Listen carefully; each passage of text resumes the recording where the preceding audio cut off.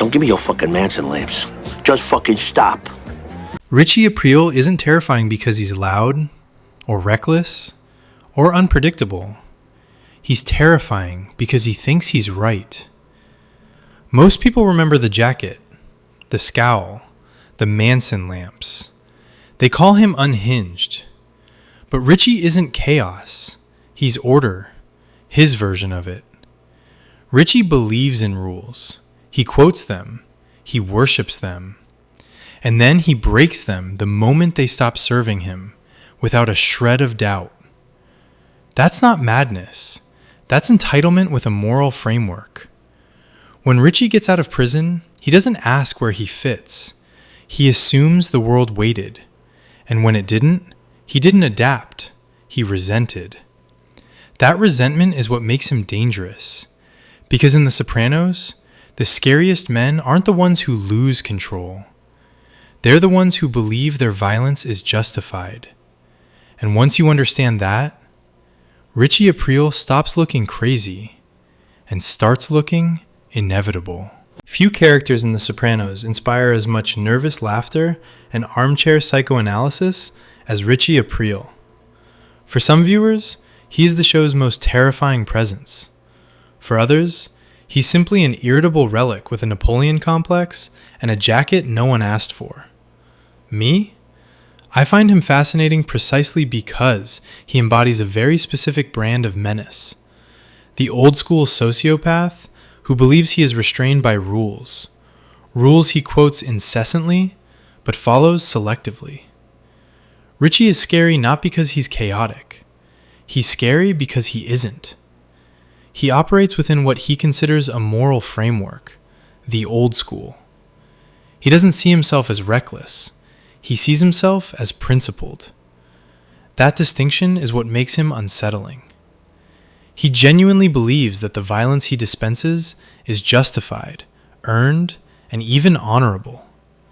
There's no froth, no hysteria, just entitlement, resentment, and those dead, unblinking eyes, what the crew so eloquently calls the Manson lamps.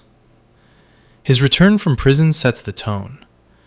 Like so many of these men, Richie emerges from 15 years inside with the expectation that the world paused in respectful silence during his absence. Instead, he finds a younger boss in the big chair and a hierarchy that no longer needs him. He gets an envelope and a polite welcome back. What he doesn't get is what he believes he is owed: status. This is the great unspoken tragedy of the mob mythos. They sell these guys on sacrifice. Do your time, keep your mouth shut, the family will take care of you. Then they come home to find that the family moved on. The envelopes are thinner than memory, the rackets are occupied, and the ambitious kids they once outranked now outrank them. It's not hard to see why so many eventually flip. When you realize you traded 15 years for an envelope and a demotion, the romance dies quickly. Richie doesn't flip, he stews. But if Richie is a simmering threat, Tony Soprano is the fully realized one. Tony's anger is volcanic and public. When he erupts, everyone in the room shrinks. There's that infamous dressing down of his captains, the rant about low earnings, about funding Junior, about how they're embarrassing him. Even Ralph Cifaretto, who typically delights in pushing Tony's buttons, looks momentarily uneasy. The message is clear. This is not a democracy. Tony's authority is not theoretical, it's physical. He brings rooms to heal. He humiliates, he intimidates, and occasionally he delivers a line so cutting it borders on paternal, if your father happened to run North Jersey's waste management industry. His fury is rarely about the surface issue. It's about ego, control, and the ever-present fear of losing both. And yet, for all Richie's posturing, he cannot sell the idea of clipping Tony. That tells you everything. Fear of Tony isn't abstract, it's institutional. Even when captains gripe, even when Junior fumes, Even when Ralph resents him, the prospect of killing a boss carries weight.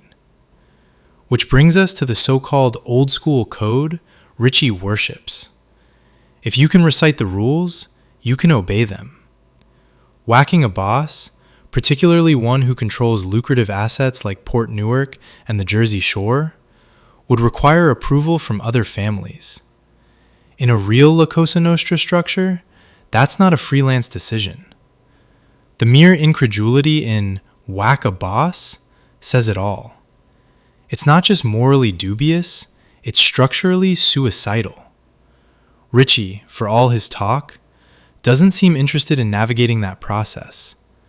He wants Tony gone because Tony represents the humiliation of irrelevance. That's not strategy. That's ego. Now, let's address the perennial debate. Who's worse, Richie or Ralph? I'm firmly in the Ralph camp, not as a fan, as an analyst. Richie is unpleasant, entitled, violent, and prone to domestic abuse. He antagonizes Tony and flirts with insurrection. He cripples Beansy Gaeta, yes, and tries to spin it as an unfortunate automotive mishap. But we never see Richie kill a civilian. His outbursts are directed at people in the game. It's ugly, it's brutal, but it operates within mob logic. Ralph, on the other hand, delights in cruelty. He doesn't just hurt people, he enjoys it. The murder of Tracy is not business, it's ego wrapped in sadism. He laughs while she's beaten. He torments Georgie for sport. He cheats on Rosalie and emotionally discards her after her son's death because her grief inconveniences him. That's not rage, that's vacancy. The difference is subtle but critical. Richie's violence stems from anger and entitlement. Ralph's stems from pleasure. One is a mean prick, the other is a sick one. Even their relationships with Janice reveal something. Richie hits her almost immediately after marriage, a grotesque assertion of control. Ralph, surprisingly, seems to hold back, perhaps because she's Tony's sister. The restraint isn't moral, it's tactical. Still, it exists. And then there's Tony in the final stretch of the series, the version who can detach from emotion with terrifying ease. Season 6B Tony is chilling not because he's loud, but because he's cold. He berates Carmela over money. He kills Christopher Moltisanti, a man he claimed to love like a son, with an almost clinical calm. That's a different level of horror. It's not about temper, it's about ego maintenance. If you stop servicing Tony's narrative of himself, you become expendable. So who is the scariest? If I had to face one of them in a room, I might say Richie. He radiates discomfort. Every scene he's in feels like a coiled spring. But if we're discussing existential threat, the kind of man who can justify killing someone he's known for decades because it's convenient, that's Tony. Of course, there are other contenders. Patsy Parisi embodies the accountant archetype. Mild exterior, bottomless capacity for violence, and the ability to sleep soundly afterward. That line, "It won't be cinematic," lands precisely because he means it. There's no performance there, just procedure. Feech Lamanna exudes old-school volatility.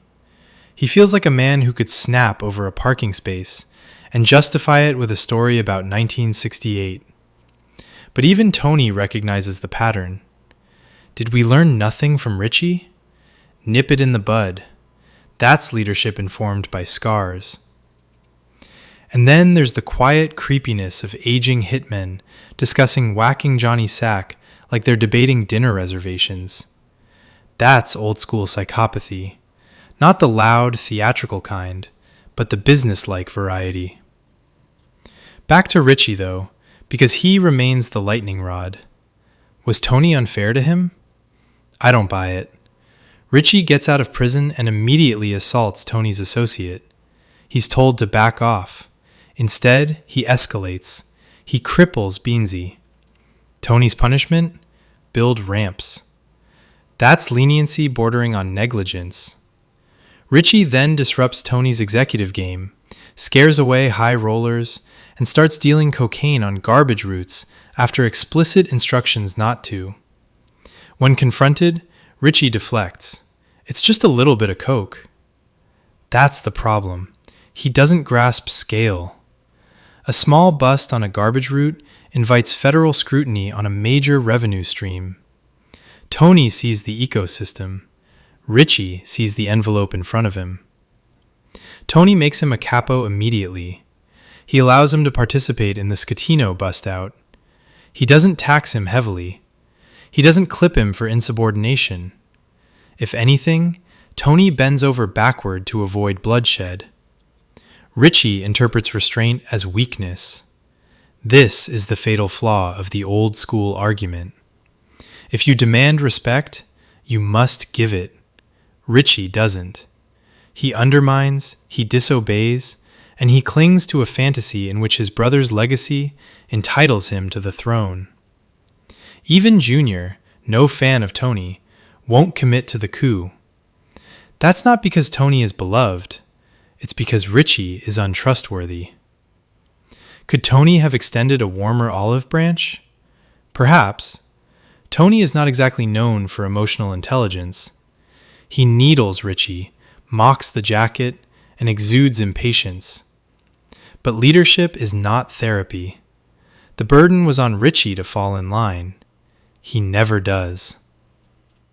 There's also the curious duality in Richie's behavior towards civilians.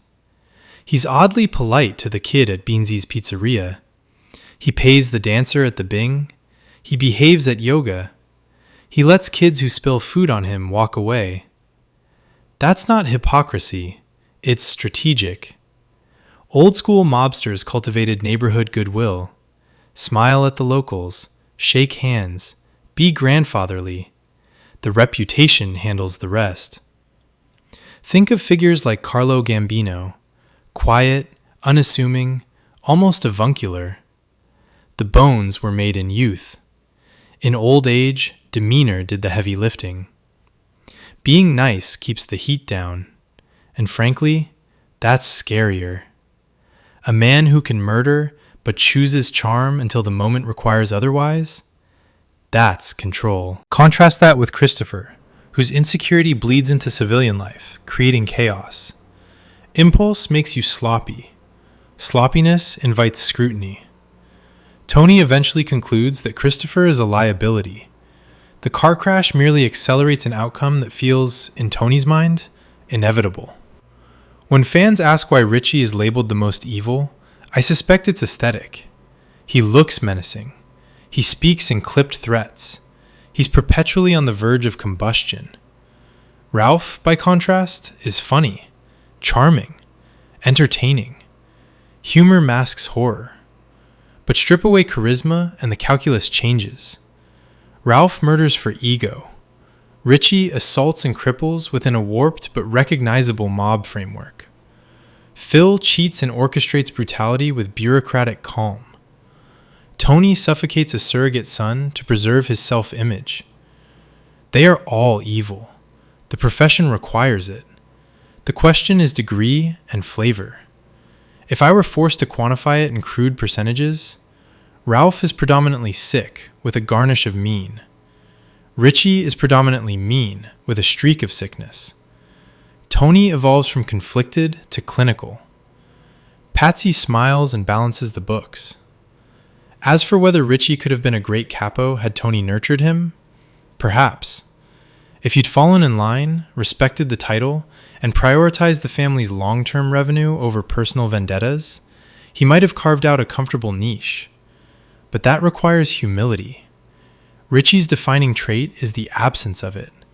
He couldn't sit 5 minutes out of prison without shaking down operations that weren't his. He chased gamblers from executive games. He jeopardized garbage routes. He mistook nostalgia for leverage. The hideous jacket he presents as a peace offering encapsulates him perfectly. A relic of past glory, heavy with sentiment, utterly tone-deaf to present realities. In the end, Richie isn't the scariest because he's unstoppable.